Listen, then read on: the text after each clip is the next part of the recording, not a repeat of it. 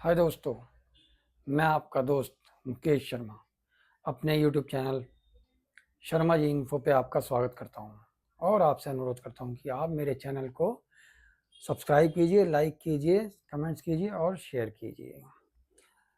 दोस्तों, आज हम आपको एक न्यूज़ दे रहे हैं जिसमें कि हेड कोच गौतम गंभीर ने इस टेस्ट सीरीज हार का जिम्मेदार अपने आप को मानते हुए हेड कोच पद से इस्तीफा देने का निर्णय लिया है। और शायद कुछ हद तक मुझे लगता है ये निर्णय सही भी है। हमने आपको दोस्तों कल ही बताया था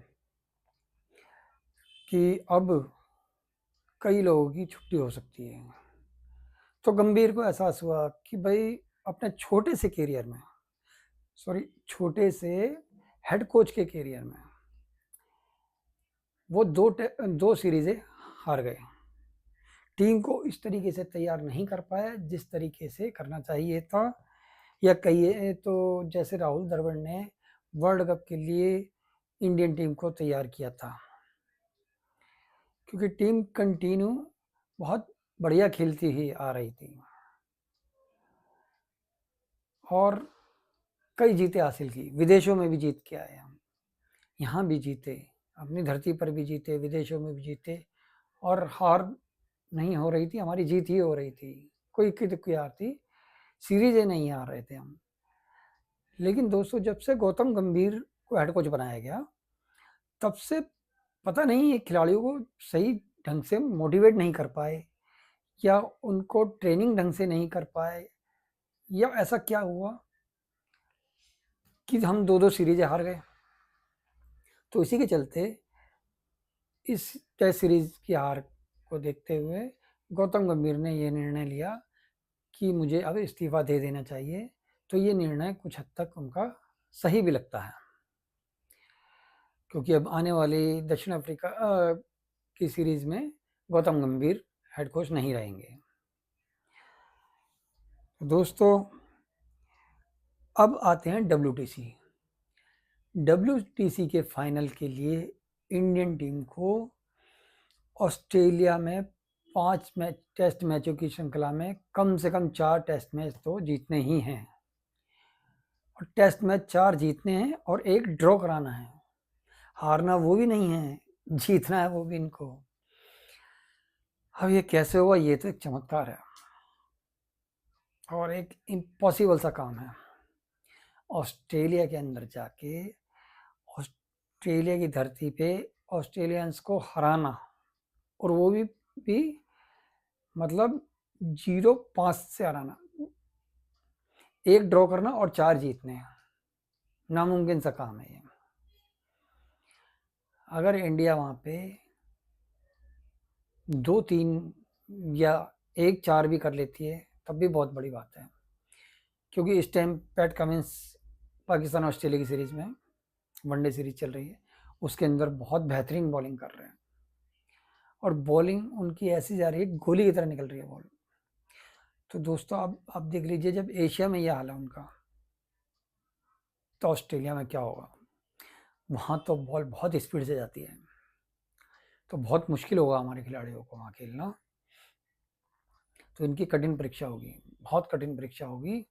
और अब डब्ल्यूटीसी के फाइनल में पहुंचना इंडिया के लिए एक चमत्कार से अधिक कुछ नहीं नजर आ रहा, क्योंकि इंडिया के जिस हिसाब से 72 पॉइंट से, उस हिसाब से अब इंडिया पहले नंबर से सेकंड नंबर पे आ चुका है रैंकिंग में, टेस्ट टीम रैंकिंग में। इंडिया पहले नंबर से सेकंड नंबर पे आ चुका है। फर्स्ट नंबर पे ऑस्ट्रेलिया आ गया पहले नंबर पे, जिसने 12 मैचों में 8 जीते, 3 हारे, 1 ड्रॉ किया और 90 पॉइंट के साथ 62.50 की एवरेज से, पीसीटी से वो आ गया फर्स्ट नंबर पे। और भारत 14 मैच हार के 14 टेस्ट मैच खेलने के बाद 8 में जीता है, 5 हारा है और 1 ड्रॉ रहा है, जिसमें 98 पॉइंट्स के साथ 58.50 33 PCT है इनके, की एवरेज है 98.33। अब आप देख लीजिए 72 से सीधा ये 58 पे आ गए हैं, 58 और ऑस्ट्रेलिया 62.50 है। तो इंडिया अब उससे नीचे आ गया है, क्योंकि तीनों टेस्ट लगातार कंटिन्यू हार के, सीरीज हार के इंडिया बैक मार गया, नीचे आ गया। और तीसरे नंबर पे आता है श्रीलंका। श्रीलंका 9 टेस्ट मैचों में 5 जीता है, 4 हारा है, ड्रॉ कोई नहीं हुआ है। 60 पॉइंट के साथ 55.56 यानी 55.56 की एवरेज है, जो कि भारत के बिल्कुल नज़दीक है। तो श्रीलंका के भी चांसेस हैं। श्रीलंका अगर आने वाली सीरीज जीत जाता है तो टफ कंपटीशन हो जाएगा इंडिया के लिए।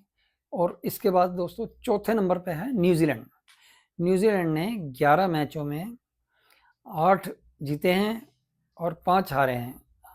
सॉरी, 11 मैचों में 6 जीते हैं, 5 हारे हैं। 11 में 6 जीते हैं न्यूजीलैंड ने, और 5 टेस्ट मैच हारने के बाद न्यूजीलैंड के 72 पॉइंट हैं और 54.55 यानी 54.55 इसकी एवरेज है, जो लगभग श्रीलंका के आसपास है। श्रीलंका और कहें तो इंडिया और श्रीलंका के आसपास ही है, कोई ज़्यादा फर्क नहीं है। इंडिया के 58 है, उनके 54 है।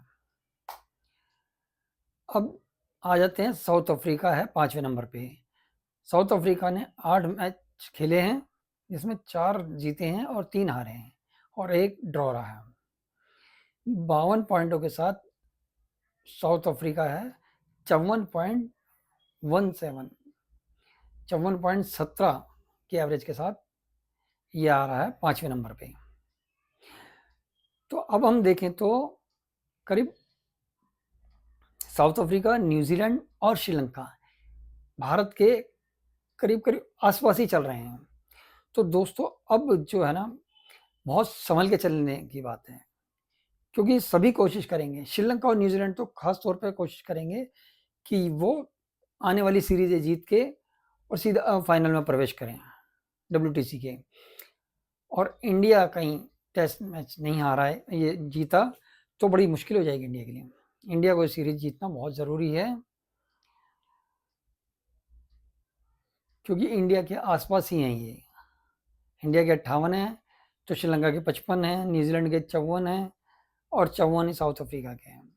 करीब करीब पॉइंटों का फ़र्क है, तो बड़ा मुश्किल हो गया WTC के उसमें जाना। और इंग्लैंड आता है 6ठे नंबर पे। 19 टेस्ट मैच में इंग्लैंड ने जीते 9 और 9 ही हारे हैं, 1 ड्रॉ किया है। 93 पॉइंट्स के साथ 40.79 की एवरेज के साथ 6ठे नंबर पे आता है इंग्लैंड। और दोस्तों पाकिस्तान पोर्की ये आ जाते हैं 7वें नंबर पे।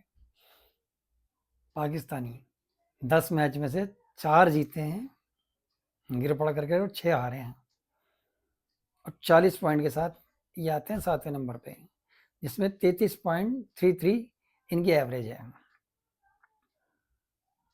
इनकी एवरेज ऐसी ही है। बांग्लादेश 8वें नंबर पे और 9 नंबर पे वेस्ट इंडीज़। तो WTC में जाने के लिए भारत को एक चमत्कार ही बचा सकता है। अब बड़ा मुश्किल है भारत के लिए कवर करना। लेकिन दोस्तों खैर, हम अपनी टीम को चेयर तो करेंगे ही, और इसलिए हम अपनी टीम को यही बोलेंगे, दुआएं देंगे कि ऑस्ट्रेलिया के अंदर जाके 4 या 5 के 5 मैच जीतें और WTC के फाइनल में प्रवेश करें। जब ही इन्हें डायरेक्ट एंट्री मिल सकती है, नहीं तो बड़ी दिक्कत हो जाएगी।